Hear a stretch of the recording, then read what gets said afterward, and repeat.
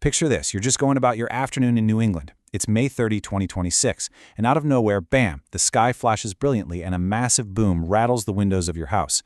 Welcome to today's Explainer, where we're unpacking our absolutely fascinating astronomical event that caught literally millions of people completely off guard. It caused widespread public alarm, right, but it left almost zero physical trace behind. Today we're going to reconstruct exactly what happened, and more importantly, how scientists piece together an event when the actual evidence just vanishes into thin air. Okay, let's dive right into this. At exactly 2:11 p.m. Eastern Daylight Time, an enormous explosion echoed across Greater Boston. Outlets like CBS Boston and NBC Boston were all over it instantly. People were panicking. They initially thought it was a massive earthquake, or, maybe some catastrophic industrial explosion. But here is the central mystery of the whole thing. Despite this deafening sound and a blinding flash of light, there was no crater, no smoke plume on the ground, nothing. Whatever caused this huge boom over New England seemingly disappeared the second after it announced its presence. To truly understand the sheer scale of this incident, we've got to look at its acoustic footprint, because this wasn't just some local neighborhood disturbance. The sonic boom was heard over a massive 300-kilometer radius. We are talking about reports stretching all the way from up in New Hampshire, straight down through Massachusetts, and all the way into Rhode Island. For a single event to generate a sound wave capable of covering that much territory, a tremendous amount of energy had to be released high up in the atmosphere. Section 1. The Big Boston Boom. So, what did those incredibly sparse initial pieces of evidence actually point us toward? Let's figure out exactly what we're dealing with here. The scientific consensus quickly landed on something called a bolide, specifically resulting in an airburst. Now, this is a crucial piece of vocabulary for our explainer today. A bolide is essentially a massive, exceptionally bright meteor. When it hits Earth's atmosphere at these just extreme speeds, the air in front of it simply can't get out of the way fast enough. This creates an intense, crushing force called ram pressure right on the rock itself. Eventually, that pressure completely overcomes the meteor's structural integrity, causing it to violently explode midair. That midair explosion, that's the airburst. And it perfectly explains how you get a massive boom without any crater on the ground. Section 2. The missing meteor data. Identifying that it was a bolide was a great first step, but the real headache scientists faced was what they couldn't see.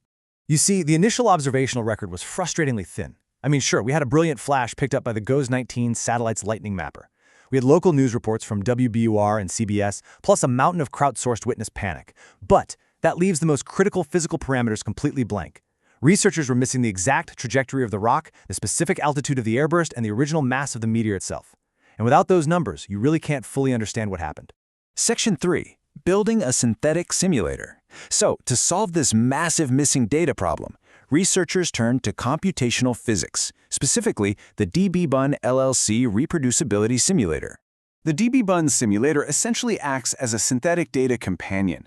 It uses a dynamical system backend with coupled equations to recreate the whole event computationally. By tracking state variables like the meteor's altitude, its velocity as it slams into the atmosphere, its shedding mass, and the acoustic overpressure of the shock wave, the simulator generates realistic observational proxies. It's literally simulating the physics of the entry, step by step, down to fractions of a second. The goal? To see exactly what conditions would produce the specific flashes and booms that terrified people on the ground. Section 4. 5 plausible meteor scenarios.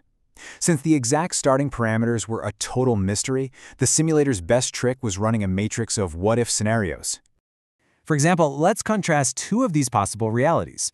The baseline, or nominal shallow entry, assumes a 1,000-kilogram stony meteor coming in at 20 kilometers per second at a 20-degree angle. But what if it was way bigger? The large body shallow scenario tests a massive 5,000-kilogram monster coming in at an even shallower 15-degree angle. These seem like subtle shifts, right? But they dramatically alter the altitude where the airburst happens, the raw power of the sonic boom, and where any surviving debris might land.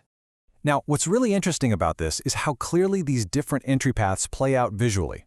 Look at that orange line representing a steep, fast entry. It plummets in altitude over just a few seconds.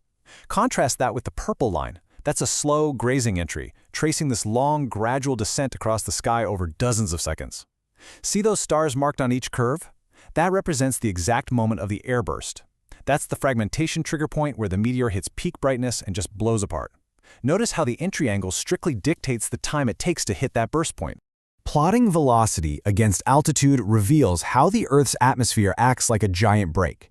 Each meteor enters at a steady speed at the top of the atmosphere. But as they drop below 40 kilometers into the lower stratosphere, the air density rises sharply. This causes a rapid, plunging deceleration just before those fragmentation points, again, marked by the stars.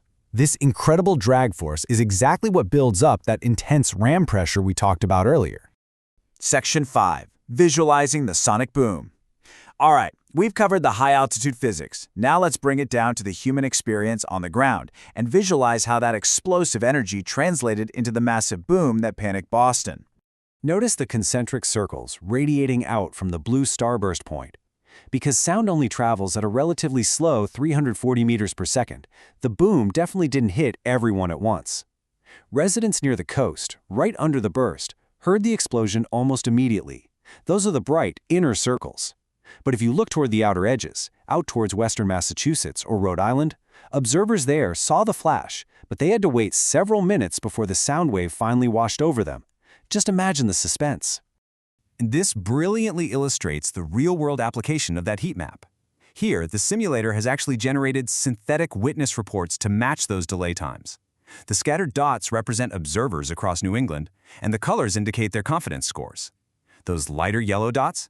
They represent highly certain witnesses tightly clustered near the airburst point east of Boston. By matching these simulated reports with the real crowdsourced data from May 2026, scientists can mathematically reverse engineer which of those 5 meteor scenarios is the most likely to be the truth. Section 6. Why synthetic data matters. Which brings us to our conclusion. Generating this transparent, auditable data is incredibly valuable, and it goes far beyond just solving a cool astronomical mystery. Basically, 3 distinct groups gain immense value from this simulator's output. First up, planetary scientists can use this synthetic trajectory data to benchmark their own physics models against actual satellite flashes. Second, emergency management officials can use the sonic boom footprints to update their response protocols, which is huge because it helps them instantly distinguish a harmless high-altitude meteor from a deadly on-the-ground industrial explosion. And third, educators can use this accessible, non-proprietary data to teach students about complex airburst dynamics without hitting a paywall. The May 2026 Boston boom was this sudden, shocking event that initially left us with way more questions than answers. But as we've explored today, by leaning into dynamical system simulators, we can synthetically bridge the gap between sparse evidence and scientific certainty. So the crucial question I want to leave you with is this: how will the ability to instantly generate these auditable synthetic simulations demystify future astronomical surprises? And how quickly will our emergency networks adapt to use them the next time the sky unexpectedly lights up? Thanks so much for exploring this with me today, and hey, keep your eyes on the skies.